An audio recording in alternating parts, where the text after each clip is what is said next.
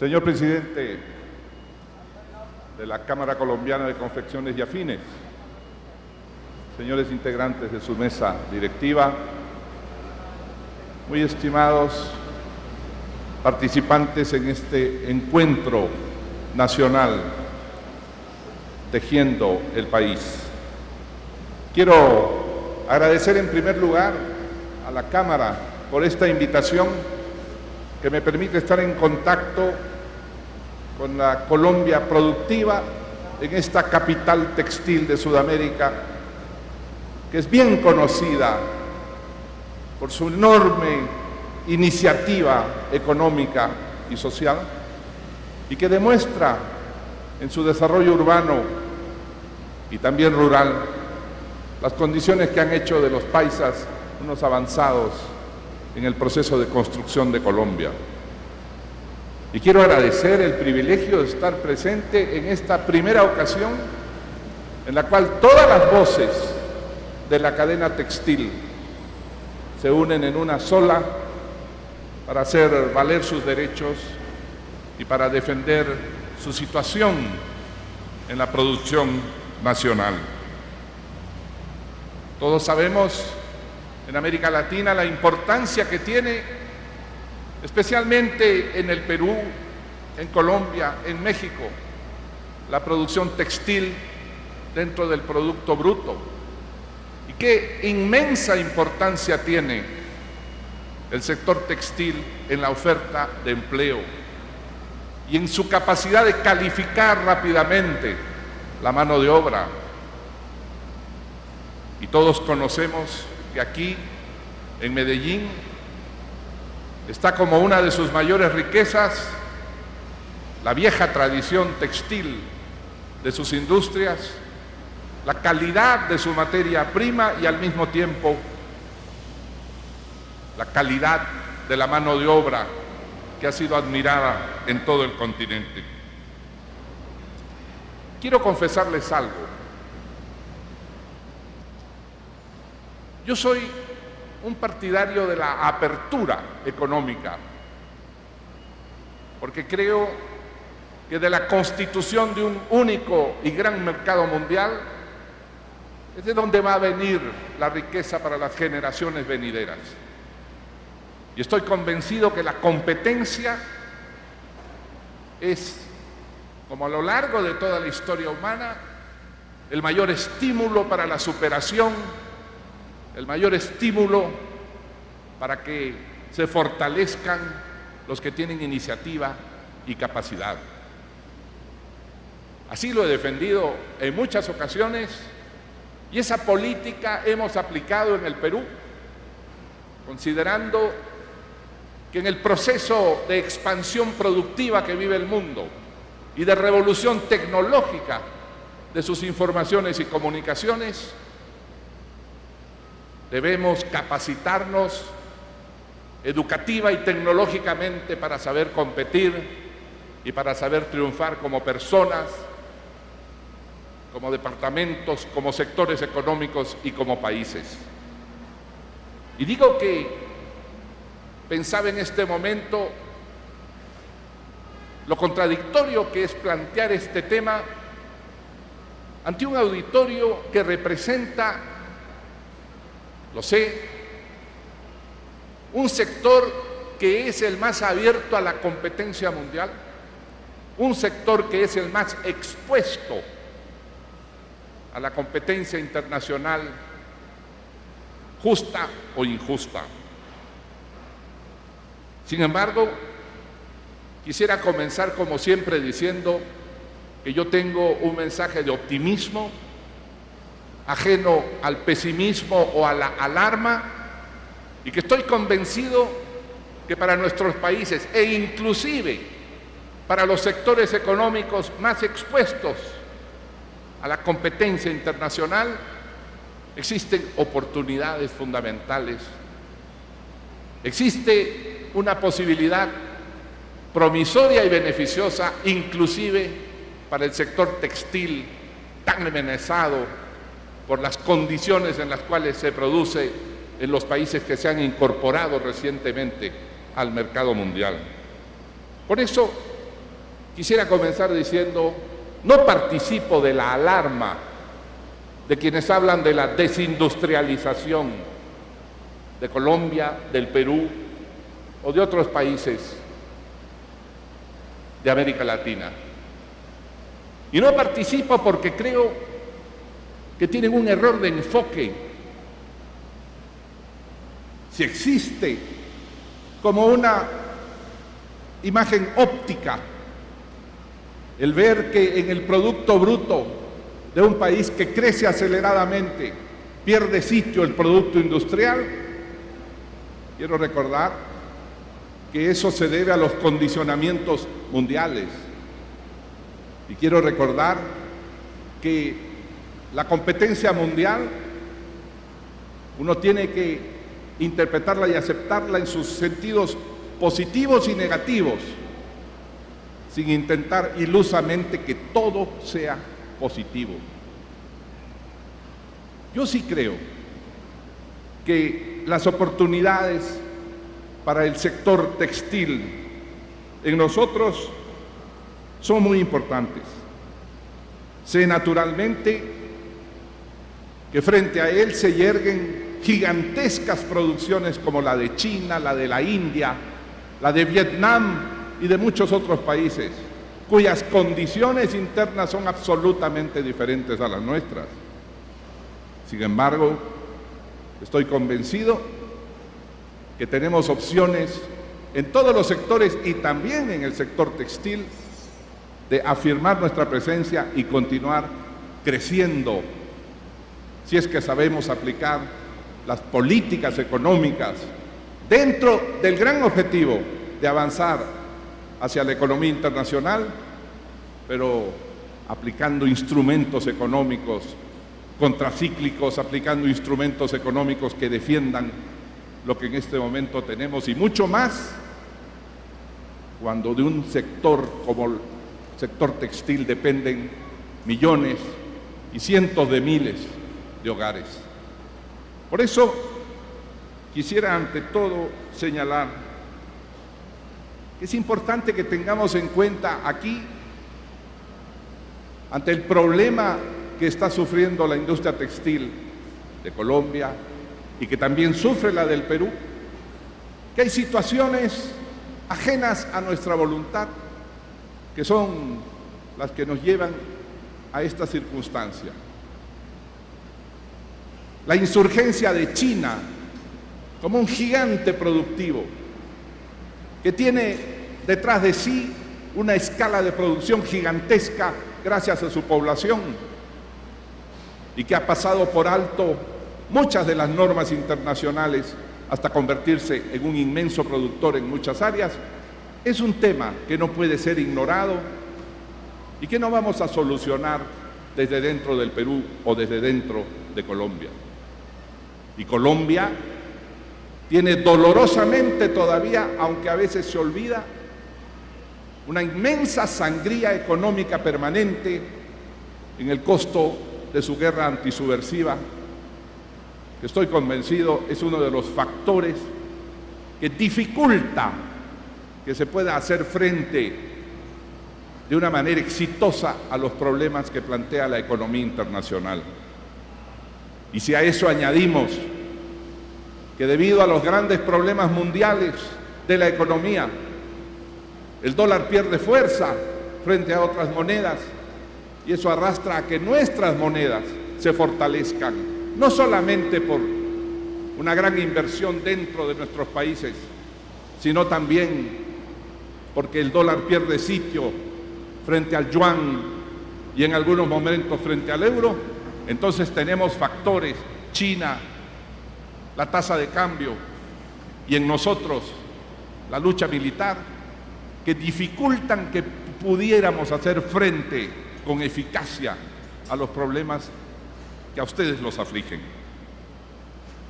Sin embargo, a pesar de los problemas que vivimos y a pesar de ser un convencido globalista, porque ha dado resultado en mi país la política de apertura, creo que hay instrumentos económicos que nosotros podemos usar compatibles con las normas mundiales y con la globalización, para defender el empleo de nuestra población y para defender sectores que, como el textil y el del calzado, son los que más inmediatamente sufren la presencia de la gran producción mundial. Y entre ellos, evidentemente, podemos mencionar factores tributarios, podemos hablar de instrumentos de política contracíclica, podemos utilizar instrumentos como el trato eficaz de las tarifas de energía, que son punto fundamental en el costo de los productos. Podemos hablar de la infraestructura y la logística, que nos hacen perder ganancias y tiempo. Culmino esta introducción diciendo: creo firmemente que el instrumento de desarrollo de nuestros pueblos es producir hacia el mundo y comprar del mundo. Pero no transijo con quienes piensan que esa es la única receta, y estoy seguro, como lo hemos hecho en mi gobierno, que hay instrumentos concretos de política que pueden ser utilizados para evitar el desastre económico y el arrasamiento de nuestra producción. Ahora bien, ¿por qué tengo fe en las capacidades productivas del mundo y, por consiguiente, en que nuestros países pueden ingresar al gran mercado mundial buscando una ganancia que va a crecer? Siempre he dicho que si analizamos el sistema económico mundial como un conjunto, veremos que es un sistema que continúa creciendo en producción y en consumo. Aquí no se ha producido nada similar a las crisis distintas que atravesó el capitalismo en el siglo XX, y mucho menos algo parecido a la crisis de 1929. En la crisis de 1929, un país como el Perú pasó de exportar 100 a exportar 28, apenas en 3 años, produciéndose por consiguiente un gravísimo desajuste en sus ingresos fiscales y en su empleo. Aquí no se ha producido una contracción brutal del consumo mundial a niveles del 30 o 40%, como ocurrió entre 1929 y 1933. Aquí estamos sufriendo algunas turbulencias que se deben, primero, a la aparición de un gigante productivo extraordinario que por primera vez en su historia de 2500 años ha decidido producir hacia el mundo y con la tecnología del mundo. Y quienes no se han dado cuenta de este fenómeno, no se han dado cuenta que sus cimientos productivos y burocráticos estaban siendo destruidos por la capacidad competitiva y productiva de la China y del sudeste asiático. Sin embargo, el crecimiento de la China es parte del crecimiento mundial y su crecimiento es parte del consumo mundial. No olviden nunca que para interpretar por qué debemos ser optimistas, aún con la empresa textil en este momento, nosotros debemos entender el sistema como un conjunto. Y el sistema de la producción mundial hoy día produce 65 trillones de dólares, 65.000 billones de dólares, que crecen anualmente a 3%. Y el Fondo Monetario y el Banco Mundial coinciden en decir que el año 2013 volverá a crecer a una tasa ligeramente mayor de 3.5%. Esto significa que el conjunto continúa creciendo, y de hecho lo hace, porque hemos dado un salto revolucionario en las tecnologías de comunicación, de información, de transmisión tecnológica virtual y por consiguiente en el consumo mundial. Jamás la humanidad ha tenido tal velocidad de invención o de transmisión tecnológica. Jamás la humanidad ha tenido tantos medios de pago como hoy los tiene electrónicamente, y jamás la humanidad ha tenido un mercado de 7.000 millones de seres humanos, capaces, la mayoría de ellos, de manejar el mercado desde sus propias computadoras. Quien ignora esto, ignora el descubrimiento de la rueda o el descubrimiento del fuego, que son saltos cualitativos en la tecnología que empujan inmediatamente y a largo plazo el aumento de la capacidad productiva del ser humano. Es por eso que estoy convencido que así como crecemos año a año al 3% en el conjunto del mundo, vamos a continuar creciendo porque tenemos instrumentos nuevos de invención, de comunicación, de intercambio de productos. Esto es lo primero. Pero en segundo lugar, no olviden algo. Nos preocupa mucho el mercado español, que de hecho se contrae, o el mercado griego, que está en graves problemas, o tal vez el mercado italiano, que ha llegado a tener también niveles de desajuste económico. Pero quiero decirles que visto en el conjunto, eso corresponde a pequeñas partes de la economía mundial. Pongan en una balanza la producción griega, que es menos de la mitad del 1% del mundo. Añadan a ese platillo de la balanza España, que produce menos del 2% de la producción mundial, y a cualquier otro país en conflicto y problema. Pero pongan en el otro platillo a la China, que nos amenaza con sus productos, pero que compra también nuestros productos y que continúa creciendo a un nivel de 8%. O a los Estados Unidos, que habiendo superado su elección presidencial, se prepara a crecer otra vez más del 2% en el año 2013. O a Alemania, que inmersa en Europa, llena de problemas económicos, va a continuar creciendo poco, pero continúa creciendo. O a la India, o a los países que hemos llamado de la Alianza del Pacífico, Colombia, Perú, Chile, México, que van a continuar creciendo en un promedio de 5%. De manera que en el crecimiento mundial, el sistema económico avanza porque las partes que crecen más que aquello que retrocede en las partes en conflicto y problema. Muy bien. Y adicionalmente a eso, como telón de fondo de nuestros problemas, las instituciones mundiales, como el Banco Central Europeo, el Banco del Japón, la Reserva Federal, continúan inyectando dinero mes a mes. Y hasta fines del año 2013 habrán inyectado otros 1.500.000 millones de medios de pago para ayudar los bancos y a través de los bancos actividades productivas en muchas partes del mundo, entre ellas en el Japón. Quiere decir que tenemos un telón de fondo de expansión limitada, pero expansión en la economía, y de liquidez como cantidad de medios de pago con la que vamos a contar. Dentro de esa situación,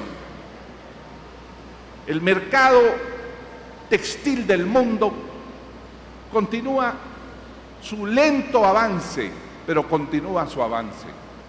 Se calcula que este año 2012, el monto total de la producción textil del mundo equivaldrá a 1.200.000 millones, y que las exportaciones entre los países del mundo alcanzarán 500.000 millones de dólares. 500.000 millones de dólares. De estos 500.000 millones de dólares, es verdad que China, la India y el sudeste asiático capturan, exportan el 70% de los 500.000 millones.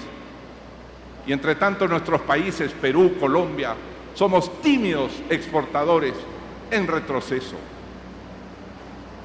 Pero lo que del otro lado de la medalla está es que el consumo per cápita de productos textiles en el mundo crece de la manera en que crece la economía mundial.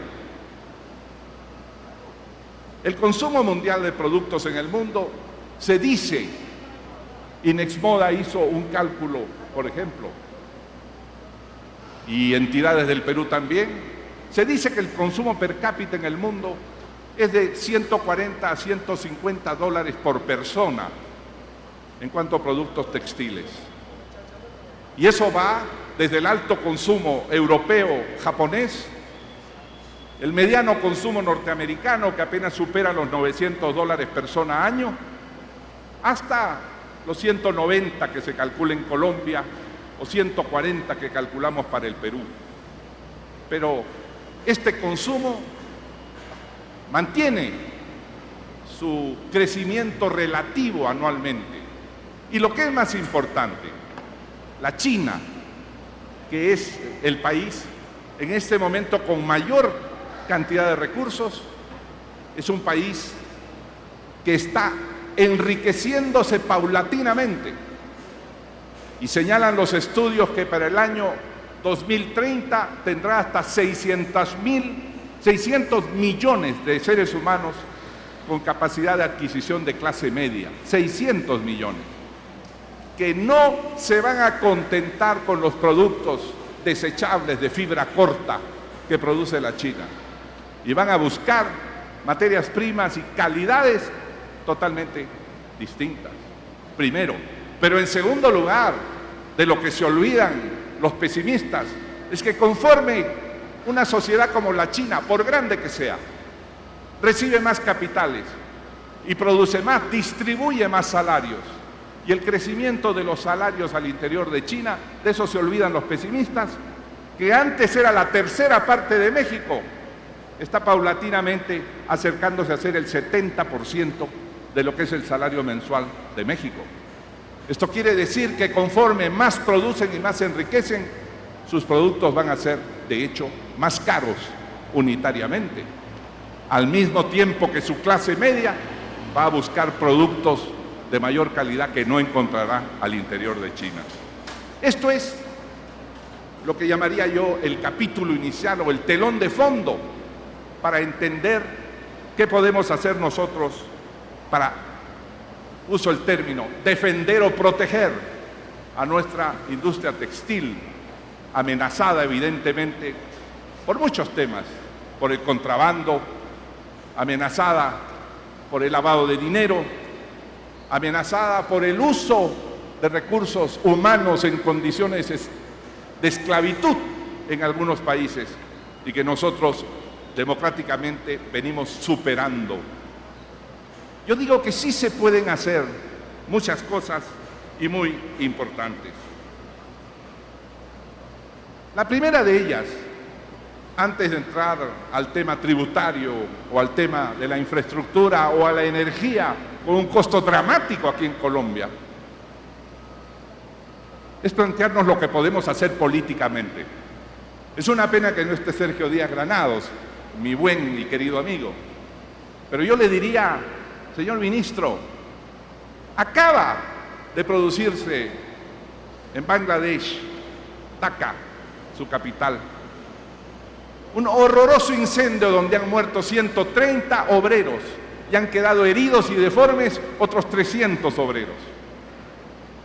Esta es la oportunidad que debe ser usada por los gobiernos de la Alianza del Pacífico para denunciar las condiciones infrahumanas y esclavistas en las cuales producen las personas en Dhaka. En Dhaka, a diferencia del Madrugón o del Hueco o de Gamarra en el Perú, en Dhaka hay 4.500 empresas de inmensa dimensión donde se produce servilmente y casi sin relación salarial. ¿Y qué están esperando los gobiernos del Perú, de Colombia, de México, para ir a la OMC o denunciar en Naciones Unidas estas condiciones que son las que permiten el abaratamiento injusto e infrahumano de los productos que llegan resellados o reetiquetados hasta nuestras costas como contrabando? De manera que se pueden hacer muchas cosas, pero también se puede actuar políticamente. Y lo que tenemos que hacer es que nuestros gobiernos se constituyan en la vanguardia de los que defienden las condiciones de producción en el mundo, para que no tengamos que competir con gentes que viven al interior de cavernas produciendo y a riesgo de quemarse, como vienen de quemarse 430 personas en una sola fábrica de las 4.500 fábricas que tiene Dhaka, la capital de Bangladesh. Entonces, antes de pensar en tributación y en energía, pensemos en lo que hacen nuestros gobiernos para evitar que en el mundo sigan extendiéndose este tipo de productos que rompen evidentemente cualquier capacidad competitiva de cualquier país, por antigua que sea su industria textil y por alta que sea la calidad que tenga. Muy bien. Nosotros tenemos en el Perú como objetivo, lo decía al comenzar, la apertura al mundo, la internacionalización de la economía peruana, pero no solamente una internacionalización primaria, minera. Ese puede ser un instrumento fundamental, porque en la medida en que el sudeste asiático y China crecen, tienen que comprar minerales y commodities y materias primas de otros países, sino también una internacionalización de nuestra calidad productiva, que la tenemos. Nosotros comenzamos este programa utilizando los instrumentos arancelarios. Conversaba con unos empresarios hace unos momentos aquí y notaba que hay en algunos recelo y temor ante el tema arancelario y que se plantea un escalonamiento arancelario. Reducir los aranceles no significa reducirlos a cero en un solo día, y tampoco lo hicimos así en el Perú. En el Perú tenemos la producción algodonera del campo protegida arancelariamente. En el Perú tenemos prohibiciones de importación de hilado indio y salvaguardas que nos permiten cerrar el mercado a la importación de productos que tienen precios falsos. Pero el instrumento arancelario, no por utilizarlo escalonadamente, debemos dejar de verlo como uno de los mejores instrumentos para facilitar que nuestros países produzcan hacia el exterior. ¿Por qué? Porque no solamente se trata de hablar de aranceles a las prendas textiles, a la camisa o al hilado o al tejido, sino de aranceles, como lo hicimos nosotros, a las maquinarias, a las tejedoras, a los usos que utiliza la industria textil. Nosotros necesitábamos reindustrializar las bases materiales de nuestra industria, que tenía telares con antigüedad de 15 y 25 años, y era necesario revitalizarla con nuevas máquinas. Y se bajó a cero el arancel, pero no solo se bajó a cero el arancel, se declaró que era amortizable, que era recuperable el IVA, el impuesto general a las ventas o valor agregado, que en nuestro país se pagaba al adquirir un telar. Y eso podía ser recuperado por el que quería reindustrializar y modernizar su fábrica. De manera que el instrumento arancelario es fundamental, no perdamos de vista, porque necesitamos hacer cirugía láser en el calzado y en los textiles. Pero el instrumento arancelario en conjunto es un instrumento fundamental. Miren, el nivel de apertura de un país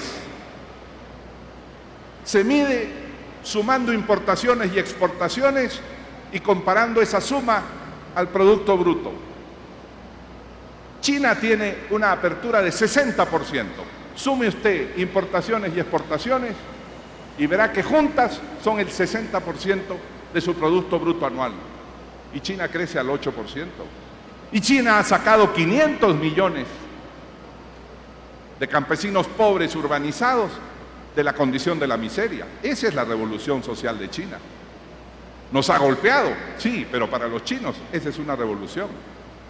¿Por qué no hemos sabido hacer nosotros eso? Pero, en segundo lugar, cuando ustedes comparan el caso de China con el caso peruano, que ha venido creciendo 7.2% anual en promedio en los últimos 7 años, y ha logrado hacer retroceder la pobreza visiblemente, probadamente, y ha logrado multiplicar sus empleos. Lo ha hecho fundamentalmente por su apertura. Nosotros tenemos un grado de apertura no de 65 como China, que es inmenso, sino de 50%. Nosotros producimos 170.000 millones anuales en dólares nominales, y sumando nuestras exportaciones de 46.000 millones y nuestras exportaciones de 37.000, da más o menos el 50% del Producto Bruto. Pero crecemos 7.2% anual sostenidamente. En cambio, un país como Brasil, y aquí está la comparación, que prefirió el proteccionismo. Ahora, para que usted exporte una patata, una papa, a Brasil tiene que pagar 25% de aranceles, 25% por las papas, para proteger al productor papero. Esa es la situación del orgulloso y todopoderoso Brasil, me pregunto.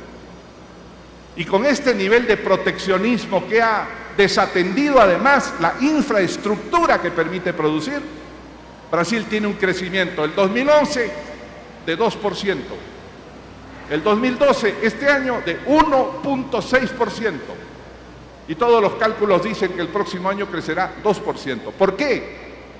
Porque su nivel de apertura es apenas de 23%. Se cerró el mundo. Sobre pretexto de proteger, se cerró a las inversiones, a la tecnología y a la necesidad de impulsar a su poderosa industria que fue a modernizarse para competir mundialmente. Señores, Brasil produce 2 trillones de dólares, 7 veces más que Colombia. 2 trillones de dólares. Pero solamente exporta 200.000 millones, la 10ª parte de lo que produce. Y solamente importa 180.000 millones, menos de la 10ª parte. Por consiguiente, su apertura es de 20%. Si China, que tiene una apertura, repito, de 65%, crece al 8% anual en los últimos 30 años y más, si el Perú, que tiene una apertura de 50%, está creciendo 7% en los últimos 7 años, miren el caso de Brasil, que tiene un nivel de apertura apenas de 20% y crece 2%, 1.6%, y el 2013 crecerá 2%. A un nivel de crecimiento de 2%, comienza a reaparecer y a crecer la pobreza nuevamente. Por eso es que hemos tomado seriamente el concepto de apertura a través de los aranceles. Claro que el confeccionista dice aranceles en otros sectores, pero a nosotros nos van a deshacer. Y yo digo, es posible si es que no aplicamos instrumentos contracíclicos y específicos, como los que intentamos aplicar en el Perú, entre otras cosas, a favor de la pequeña y microempresa. Los aranceles, se dice también que van a originar que el gobierno reciba menos dinero porque cobra menos por lo que se importa. Señores, cuando yo recibí el gobierno peruano recaudaba 50.000 millones por año como impuestos. Nosotros bajamos los aranceles de 12 a 2.1% en tasa efectiva. Nosotros redujimos el impuesto general a las ventas o IVA y todos dijeron, el Estado no va a recibir nada. No es cierto, esa matemática no funciona. Funciona los primeros 6 meses, claro, pero luego el país se remaquiniza, el país se relanza y nosotros de tener 50.000 millones pasamos en 5 años a tener 90.000 millones de captación. Y este gobierno recaudó después de mi partida más de 100.000 millones de soles. Por consiguiente, el cuento de que con aranceles más pequeños y con impuesto general a las ventas menor, el Estado se empobrece, no es cierto. No ha ocurrido así. En China, que tiene 0% de arancel para miles de partidas. No ha ocurrido así en el Perú. ¿Por qué tendríamos que pasar a seguir el ejemplo de Brasil, que ha puesto aranceles a las papas, también a los productos textiles, también a los motores eléctricos, 25% de arancel, aparte de los impuestos que se pagan por IVA? Cerrar una economía solo conduce a empobrecerla, a aislarla del mundo. Esta es mi prédica. ¿Y cómo se abre y se aprovecha mejor esa apertura? A través de los tratados de libre comercio. Nosotros recibimos un tratado de libre comercio que nos obligaron a revisar los parlamentarios demócratas que ganaron el Congreso norteamericano. Pero lo revisamos con ellos para bien, porque nos plantearon cláusulas laborales, cláusulas ambientales, y a todos le dijimos que sí, porque lo que tenga que ver con respetar a los trabajadores y respetar el medio ambiente, de acuerdo. Pero, ¿cuál ha sido la salvación, como pueden saberlo quienes están aquí, de la empresa peruana textil y de otras empresas metalmecánicas? ¿Cuándo el Perú había exportado metalmecánica a los Estados Unidos? Dígame. Hemos pasado casi de 0 a 350 millones de exportaciones metalmecánicas, un país que podría tacharse de infradesarrollado industrialmente, pero con aranceles bajos para comprar máquinas sin pagar gabelas, y con un mercado abierto con 0 aranceles, hemos podido pasar a convertirnos en exportadores. Y a pesar de la gran crisis que comenzó en el año 2009, las exportaciones del Perú han crecido sustantivamente de 17.000 millones a 46.000 millones el año pasado. Entonces, que me digan a mí que cuando uno firma un tratado de libre comercio es invadido por el país más poderoso, yo digo que no, porque nosotros no somos seres pasivos, ni nuestra industria es pasiva. Sabe reaccionar, acomodarse y aprovechar las nuevas circunstancias para vender más y en muy buena hora. El problema es que los gobiernos deben ayudarla a vender más y facilitar su capacidad de producción. Por eso hemos defendido los aranceles, su reducción y los tratados de libre comercio, inclusive con China. Cuando firmamos el tratado de libre comercio con China, recuerdo el pánico en muchos sectores productivos, grandes y pequeños. Y sin embargo, nuestro balance, importaciones-exportaciones con China es favorable al Perú, pero no solamente en el plano minero.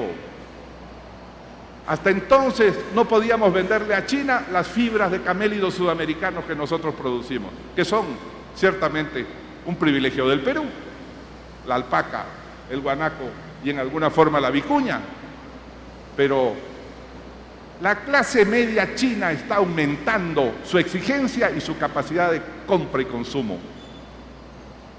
Y entonces, si ellos todavía nos envían lo que llamamos t-shirts de algodón de fibra corta, de un solo uso, de una sola ocasión, nosotros les enviamos fibras mucho más caras.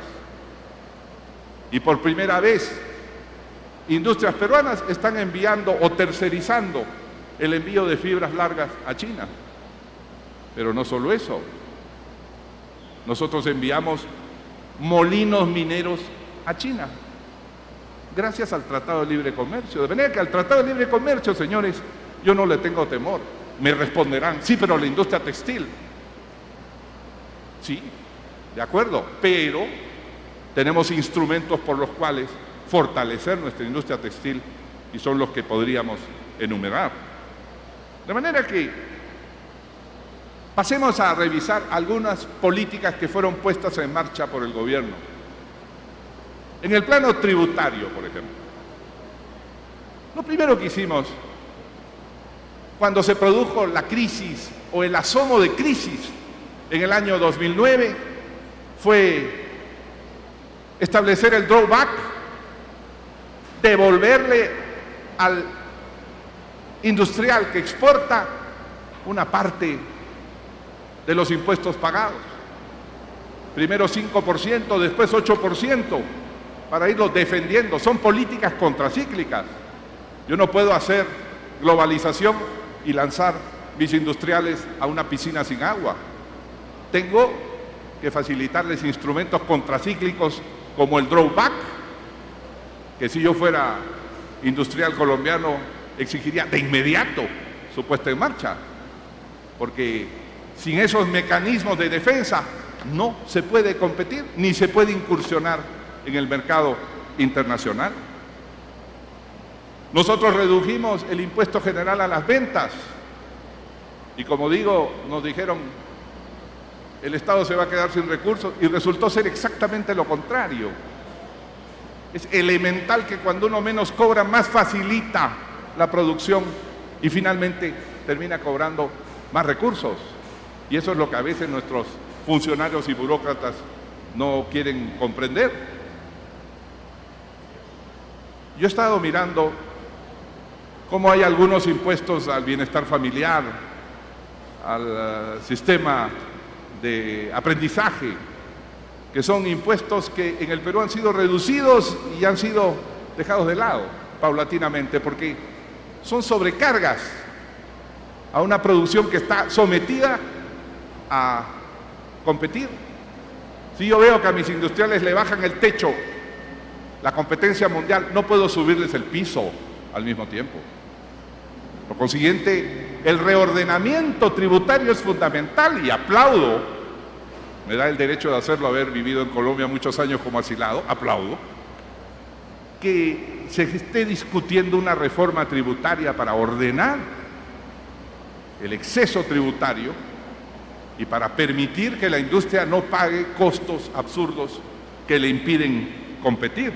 Por ejemplo, esos impuestos parafiscales, hay unos impuestos parafiscales donde se cobra de acuerdo a las ventas.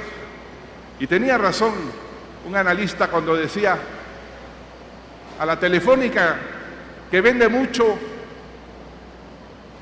pero no tiene trabajadores, ¿cómo le cobro de acuerdo al monto, al número de trabajadores, cuando proporcionalmente tiene pocos trabajadores? En cambio, al productor textil, que tiene como costo fundamental su mano de obra, ¿cómo voy a tratarlo de la misma manera? Hay que buscar una ecuación que permita, si subsiste alguna gravamen parafiscal, que sea inverso, que se cobre menos a aquel que contrata más número de personas. Eso es elemental y existe en todos los sistemas tributarios del mundo. Yo estoy seguro que el proyecto que se discute ahora en el Congreso debe estarlo considerando. Un tema importante es el de la energía. A ver, en el Perú 1 kilovatio hora cuesta 6 centavos. En Colombia 1 kilovatio hora cuesta 11 centavos. A ver, explíqueme eso. Los dos tenemos cordillera de los Andes y caídas de agua. Los dos tenemos gas y ustedes tienen más petróleo que los peruanos. Explíquenme ustedes el costo del gas y el costo del petróleo. Explíquenme los instrumentos que estoy seguro el gobierno debe haber analizado y cambiará, por el cual un empresario no puede contratar directamente el gas y está sometido al distribuidor e impedido de contratar con el productor a un precio directo con el productor. Eso en mi país lo tenemos hace tiempo y eso nos ha permitido, por lo menos comenzando en la empresa grande y mediana que puede contratar directamente al productor una dotación de gas, nos ha permitido que el nivel promedio de la energía en el Perú se reduzca sustantivamente y los telares y las máquinas se mueven con energía eléctrica. De manera que reducir el costo de la energía es esencial si se quiere competir en el exterior. Y se puede hacer utilizando instrumentos que están permitidos por los tratados de libre comercio y están permitidos por la Organización Mundial de Comercio. De manera que no son actividades ilegales en términos comerciales. No puede ser que tengamos una gasolina, siendo un país productor, que tenga un nivel que es mayor al del Perú, que es un país importador. Hay muchas cosas que hacer, digo, y lo digo para decirles que a pesar de mi propósito de globalización y de apertura, no hay que dejar de lado los instrumentos que nos permiten capacitar las empresas para poder competir. En cuanto a la infraestructura, hay un estudio que establece que los defectos logísticos de transporte, de infraestructura, suponen en promedio tardanzas entre 50 y 60 días. Y eso es dinero. Eso es dinero anualmente. Y reduce nuestra competitividad exportadora. Miren, todo lo que el Perú ha ganado gracias a su minería y sus impuestos, gracias a su apertura al mundo y a la inversión que hemos logrado captar, todo lo que el Estado tiene como recursos lo orientamos fundamentalmente a la infraestructura.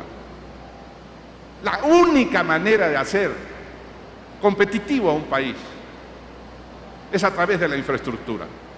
Los caminos, la electrificación, más ampliamente el agua potable, la formación educativa.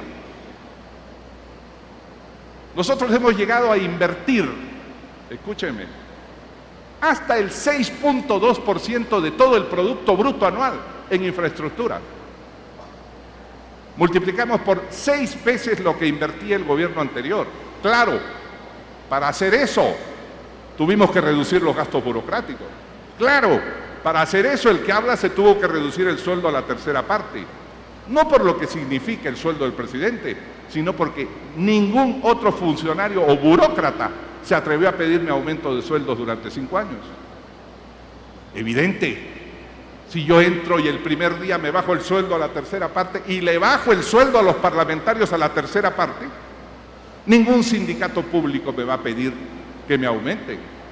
Si por el contrario, me aumento el sueldo, el de los parlamentarios, el de los jueces, el de todos los generales, policías, coroneles, etcétera, etcétera, 1 millón de personas, todos tienen derecho a pedir.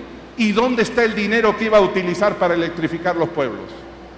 Cuando electrifico un pueblo, por pequeño que sea, con 500 habitantes, estoy aportando a la industria textil, porque la señora que tejía a mano puede comprarse una maquinita china con 0% de aranceles y tejer.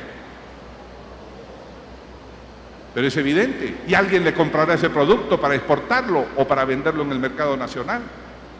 La infraestructura crea las condiciones de competitividad y de producción. Por consiguiente, no hay que distraer un centavo de la infraestructura. Aquí donde tenemos, aquí en Colombia, tantas cosas que hacer. Desde Cali a Buenaventura, para tomar un ejemplo. Esta mañana veía en el noticiero los huecos que tiene que atravesar el Transmilenio allá en el Minuto de Dios en Bogotá, que yo conozco por haber vivido tantos años acá. Bueno, baches en las pistas significan destrucción de los ómnibus del Transmilenio a breve plazo, por consiguiente un inmenso costo que nos hace no competitivos. Todos los recursos deben orientarse fundamentalmente a la infraestructura eléctrica, de agua potable, de caminos, de velocidad logística, que es lo que nos puede dar. ¿Por qué creen que China ha hecho una inversión fabulosa y gigantesca que algunos dicen no tiene uso? Tienen aeropuertos, tienen pistas extraordinarias y puentes, porque están preparándose para continuar creciendo, señores. Si se quedaran con lo que tienen, alcanzarían un nivel de estabilidad muy prontamente, pero ellos tienen eso hacia adelante.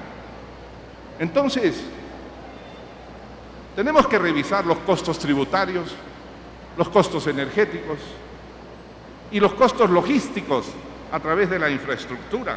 No se olviden, mis amigos los funcionarios, que no hay mejor manera de derrotar la pobreza que mediante la infraestructura. ¿Por qué? Cuando usted aumenta 10% su inversión en infraestructura, su Producto Bruto aumenta 3%. No lo digo yo. Ha sido estudiado en México, en Corea, en los Estados Unidos de la posguerra, en el Perú. Es más o menos esta la elasticidad. Usted aumenta 10% el gasto en infraestructura, usted hace crecer 3% su Producto Bruto. Y como la elasticidad del Producto Bruto con el empleo es de 0.6%, cuando crece 3% el Producto Bruto, crece 2% el empleo. En el Perú llegamos a crecer 9% en una ocasión. Ergo, nuestro empleo creció más de 5% en ese año. La elasticidad de la infraestructura es muy superior a cualquier otro gasto que el Estado pueda hacer. Y además, deja obra que vuelve competitiva la producción futura. Para eso, me responderán algunos, el Estado no tiene tanto dinero. Bueno, nosotros establecimos, por ejemplo, porque hay que hacer funcionar las cosas, lo que llamamos el modelo impuesto por obras. Cuando hay una empresa que va a pagar 30 millones de dólares en impuestos y se los entrega al gobierno central, que los guarda, y el Parlamento después discuten los parlamentarios, discuten. ¿A qué región va el dinero? Y llega a la gobernación y baja al municipio de un distrito, de un lugar. Ya pasaron 2 años. Nosotros inventamos la lógica del impuesto por obras. Oiga, si el alcalde va donde el empresario que va a pagar 30 millones de dólares y le dice, tengo estos 4 puentes para hacer, la ley del Perú permite que el empresario, supervisado por el Estado para ver su costo, haga los 4 puentes de inmediato y ya no me paga los 30 millones, ya los pagó, pero ha hecho la obra en los siguientes 8 meses o 1 año y no hemos esperado 4 por la misma obra. La velocidad en este tiempo de telecomunicaciones no tiene precio. Estos modelos políticos de grandes discusiones, comisiones y supercomisiones están en el siglo XIX, en una economía que se mueve a la velocidad del Internet. Y hay que inventar modelos e instrumentos como el impuesto por obras, la asociación público-privada, que permite al Estado cofinanciar inmediatamente, pero rápidamente, abreviando todos los plazos. Otro elemento fundamental, y en este caso muy de la industria textil específicamente, es el de las MIPYMES, como se dice en Colombia, o MIPES, como hemos sintetizado en el Perú, micro y pequeñas empresas. Al igual que en Colombia significan el 94-93% de todas las empresas del país, aportan al Producto Bruto Interno en gran dimensión y, lo que es más importante, ofrecen una inmensa cantidad de empleo. Entonces, si uno quiere, hablando de tejer el país, uno quiere resguardar el tejido social, uno tiene que defender sus micro y pequeñas empresas. El conferencista coreano seguramente les habrá dicho que Corea no es un invento de la noche a la mañana de inmensas empresas. Corea ha tenido un desarrollo de pequeñas y microempresas gigantesco, que ha sabido luego asociar, vincular y tercerizar alrededor de grandes empresas. Ese es el Keiretsu como modelo japonés de articulación productiva. Nosotros tenemos, gracias a Dios, el recurso de la micro y pequeña empresa, que es una bendición de Dios. ¿Qué habría ocurrido con nuestros países sin la existencia de la micro y pequeña empresa? El año 2009, cuando hubo temores en el mundo, los primeros en asustarse fueron los grandes empresarios, siempre. Tienen muchos asesores, hablan muchos idiomas. Se asustaron. El mundo se cae, dijeron. No hay que invertir. Pero los humildes, los cobrizos, los cholitos de la micro y pequeña empresa, esos siguieron invirtiendo y salvaron al Perú. cuando la gran minería se retrajo porque creía que el mundo se caía. La pequeña empresa del calzado, de la metalmecánica, de la vestimenta y confección, salvó al Perú y salvó su nivel de empleo. Por eso, entre otras razones, tenemos un compromiso profundo con la pequeña y microempresa y le dimos, no una, varias leyes, porque no se trata de dar una ley y sentarse a esperar el resultado. Hay que acotar, rectificar, mejorar permanentemente. Y esas fueron las leyes para la micro y pequeña empresa que se dio en los años 2007 y 2008 y que han tenido, en verdad, no diré un éxito fulgurante, pero sí han servido muchísimo para el mantenimiento y para evitar la muerte de muchas pequeñas y microempresas. Yo saludo la ley de formalización y generación de empleo que se dio en Colombia y que he estudiado comparándola con la ley del Perú. Y creo que el gobierno colombiano tendrá que empujar un poco más los conceptos de la ley. Por ejemplo, en nosotros, pequeña y microempresa llega hasta 100 empleados, no hasta 50. Porque a los niveles de este tiempo, 100 empleados es poco. Y una venta anual de $2.500.000 es poco, pero hasta ahí llega nuestro concepto. Para ese tipo de empresas tenemos que aligerar las cargas tributarias. Muy bien, usted paga 1.5% de su venta. No me entregue libros, papeles, le dan trabajo a los contadores y abogados. No, se lo busquen en otra parte. Una tasa flat de impuestos. Un aligeramiento del costo de los trabajadores. No hay peor trabajo que el que no existe. Lo peor para un ser humano es el desempleo. Por consiguiente, en la pequeña y microempresa, los días que se pagan por cierre de la empresa son 10 días o 15 días, nada más. En segundo lugar, el descanso vacacional es de 10 o de 15 días. Porque de esa manera evitamos que el emprendedor, el que quiere ser empresario, se sienta atenazado por la demanda, se sienta atenazado por las denuncias judiciales de los trabajadores. Y los trabajadores, hicimos muchas encuestas y focus group sobre eso, prefieren esa forma realista que no tener empleo. ¿Qué es lo que logramos? Desde el año 2008 que entró en vigencia eso, hasta fines del año pasado, teníamos 508.000 personas con nuevo empleo en la micro y pequeña empresa formal. Porque gracias a estas medidas, con restricciones menores, con condicionamientos menores, la empresa se vuelve formal y puede venderle a la gran empresa, y no por abajo. Puede venderle a la gran empresa y puede pedir, y este es el aspecto del financiamiento, un crédito a tasas bancarias, que si no se vuelve prohibitivo. Nuestro crédito usurario de instituciones informales llegaba a pesar hasta 40 o 45%, lo cual hace absurdo producir con 45%. Gracias a la formalización, 107.000 empresas, todavía nos falta mucho, pero vamos en camino, 107.000 pequeñas empresas pueden pedir crédito a la banca, y por eso el crédito a la banca pasó de 5.000 millones a la pequeña empresa a 29.000 millones a fines del año 2011. Yo les traigo las pruebas. Y abran las páginas de internet y busquen el registro de la pequeña y microempresa, donde están apuntadas todas las pequeñas y microempresas nuevas o reconstituidas a esta forma.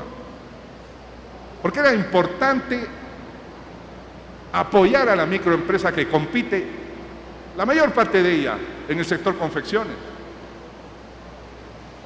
haciendo menos gravosas sus condiciones tributarias, contables, de costo laboral. Y por cierto, todo ello apoyado por la reducción de los costos energéticos. Repito, 6 centavos de dólar por kilovatio hora versus 11 y en otros países 14. Esos ya se salieron del mercado mundial. Las MIPES han sido una forma de canalizar la defensa de la producción dentro del Perú. Y al lado del financiamiento, que por cierto es apoyado por un fondo del Estado, el Fondo Garantía, porque evidentemente los bancos acostumbrados a prestar al capital seguro y grande siempre tienen temor de prestar a la pequeña empresa. El Estado ingresa con el Fondo de Garantía, el FOGAPI, que no ha sido usado en mi país, porque conmueve ver que una mínima parte de los prestatarios pequeños y microempresarios incumplió. La mayor parte cumplió porque sabe que al año siguiente necesita para mantener su ciclo productivo. Pero no sé si existe en Colombia, no lo he verificado. Normalmente el pequeño empresario entrega su producto a un gran comerciante que se encarga de ponerlo en el mundo o en el gran mercado nacional y recibe una factura, papel. Ese papel a veces se renueva y ocasiona la angustia o la quiebra del pequeño empresario. Entonces creamos lo que se llamó el factoring, es decir, darle valor ejecutivo a las facturas. Oiga, a usted le han dado este papel es como un cheque firmado. Este papel tiene un valor, usted lo puede descontar en el banco, usted lo puede canjear con otro productor o canjear en el banco por dinero. Y de verdad, el factoring que debe existir en Colombia ha sido un instrumento esencial para que consolidemos el financiamiento de la pequeña y microempresa. Sin embargo, para la exportación se creó también la ventanilla única, evitando la dispersión de decisiones en torno a la exportación, y se creó el concepto de Expo Fácil, que permite al pequeño y al microempresario enviar su producción fuera si consigue clientes. Y eso ha ido creciendo sostenidamente en el Perú y tenemos el orgullo de decir que contamos con un gran número de pequeñas empresas que exportan directamente. ¿Por qué? Porque tienen, a través de las páginas web y de las ventanas internet, formas de comunicarse. Yo no sé si ha venido a Colombia un personaje importantísimo de China que se llama Jack Ma. Yo sugiero que en alguna próxima reunión inviten a Jack Ma. Jack Ma era un chino pequeño, pobrísimo, que tenía una pequeña empresa de confecciones. Pero Jack Ma había estudiado ingeniería de sistemas y se dio cuenta que podía convertirse en articulador de las pequeñas empresas y convertirse en colocador de su producción fuera. Y el año pasado ya había superado colocaciones por 30.000 millones de dólares, porque utilizaba los medios modernos, utilizaba con disciplina y sistema las capacidades que nos da la comunicación y la información. Entonces, la ventanilla única, el Expo Fácil, son instrumentos fundamentales, y estimular a través del Estado la asociación productiva. Por eso les agradezco estar en esta reunión que convoca seguramente por primera vez a todos los miembros de la cadena textil, salvo a los productores de algodón, que en algún momento estarán. Pero en Gamarra, que es una especie de hueco o de madrugón, se ha logrado articular, no solamente juntar en el sitio desde hilanderos hasta confeccionistas, textileros, confeccionistas y mercaderes, sino que se ha logrado articularlos en cadenas productivas que ellos mismos han logrado. Y esa experiencia es muy importante, y el nivel de colocaciones financieras y de factoring dentro de Gamarra es asombroso. Resulta en conjunto la empresa más rica de todo el Perú, en conjunto, para 53.000 personas que trabajan en sus manzanas, en sus 18.000 empresas de todo tipo. Hay un elemento que cierra todo esto y que es que mediante políticas globales el Perú logra crecer y aumenta su consumo. Dentro de la economía, la cifra de consumo del Perú se ha mantenido en niveles de 8% anual. Es decir, al retroceder la pobreza se va constituyendo una clase media básica que ha visto multiplicarse su capacidad de compra. Por ejemplo, hace 2 años la industria textil sentía los efectos de la falta de mercados de exportación y de pronto se orientó al mercado interno y lanzó una enorme producción de frazadas, de 1.600.000 frazadas, que tuvo un éxito formidable en nuestro país. Entonces, en el gobierno tomamos esa idea, esa iniciativa y dijimos, muy bien, para fortalecer a las micro y pequeñas empresas, nuestra ley dice que el Estado compra el 40% de todo lo que compra a las pequeñas y microempresas. Y hay una supervigilancia de eso en una entidad, para que los municipios, los gobiernos regionales y los ministerios no se distraigan de esa obligación de comprar sus mesas, sus sillas, sus vestidos, todo lo que se necesita a la pequeña y microempresa. Es un booster, es un oxígeno fundamental. Pero viendo cómo la empresa textil se había orientado súbitamente al mercado peruano, entonces dijimos, como política contracíclica, vamos a tomar la decisión de adquirir en el modelo 1.000.000 de prendas.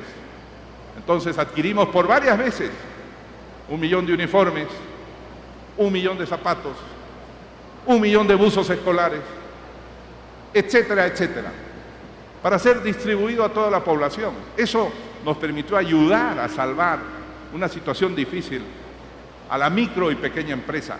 El Estado tiene que tener en ese sentido políticas contracíclicas a la mano. Y eso ningún funcionario podrá decirme que está prohibido por la OMC o el Tratado de Libre Comercio. No es cierto.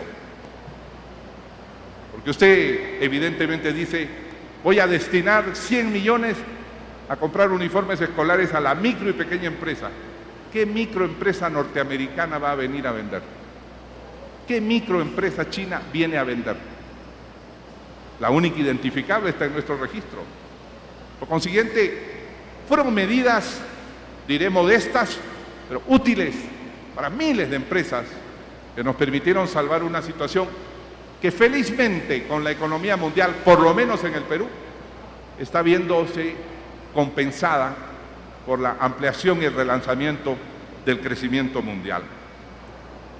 Me he permitido hacer esta exposición advirtiéndoles que yo soy un convencido, izquierdista como soy, de que la mejor manera de generar empleo es traer inversión a nuestros países y que los tratados de libre comercio no solo sirven para comprar y vender, ese es un aspecto, sirven para darle confianza al inversionista norteamericano. Desde que entró en vigencia el Tratado de Libre Comercio con el Perú, se triplicaron las inversiones norteamericanas en el Perú y de otros países, evidentemente. Este es un momento extraordinario para aprovechar la fragilidad de Europa. Es un momento extraordinario, inclusive en la industria textil, para beneficiarnos con los precios de maquinarias textiles del país valenciano. Los invito a analizar. En Cataluña y en Valencia, donde está la industria de producción de máquinas textiles, en este momento los precios son regalados. Lo que nos falta es tener políticas de crédito para la industria que quiere modernizarse y tener telares de época y no telares antiguos. Es un momento extraordinario. Y el momento, déjenme decirles, a pesar de las aparentes malas noticias internacionales, pasarán. A pesar de los problemas que siempre tiene Colombia en esta sangría económica y humana que es la lucha interna,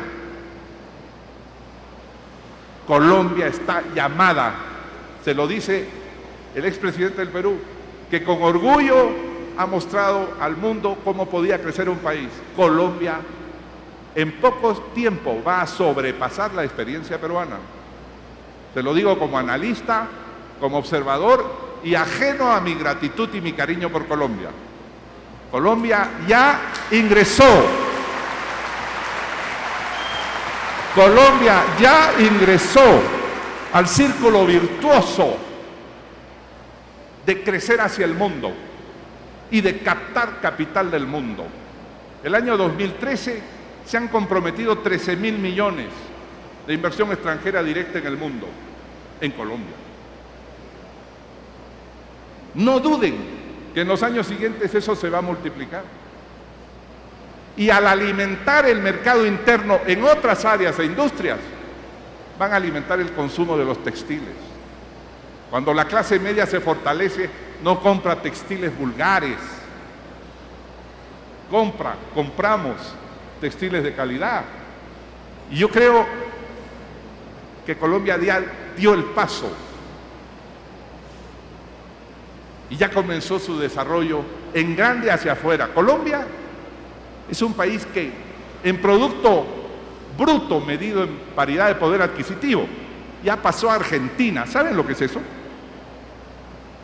El producto bruto, la producción colombiana medida en paridad de poder adquisitivo ya superó a Argentina, lo cual a mí me complace mucho, pero su consumo interno sigue aumentando. El problema es cómo estimular las áreas a las cuales la globalización ataca o la globalización no fortalece.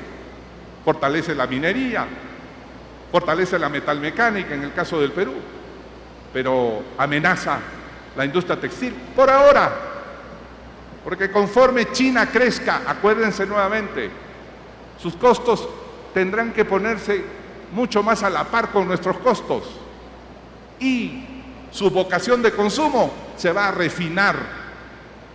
Ya no va a ser la muchedumbre china con algodón de fibra corta, van a pedir algo más, como ha ocurrido en todos los países, como ocurrió en Europa. Colombia tiene condiciones de deuda externa versus Producto Bruto extraordinarias, 20% de deuda externa respecto a la capacidad productiva anual de Colombia. Es un país que ofrece muchas seguridades y está hecho con 2 océanos, 41 millones de hectáreas de pasto natural, por Dios.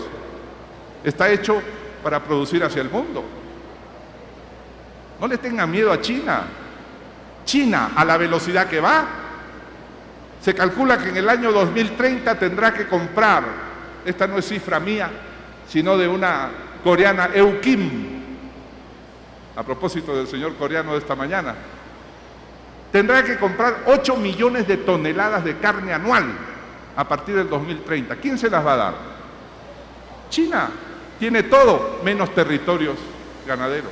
Colombia tiene 41 millones de hectáreas de pastos para producir. ¿Quién le va a vender a China 12 millones de frutos?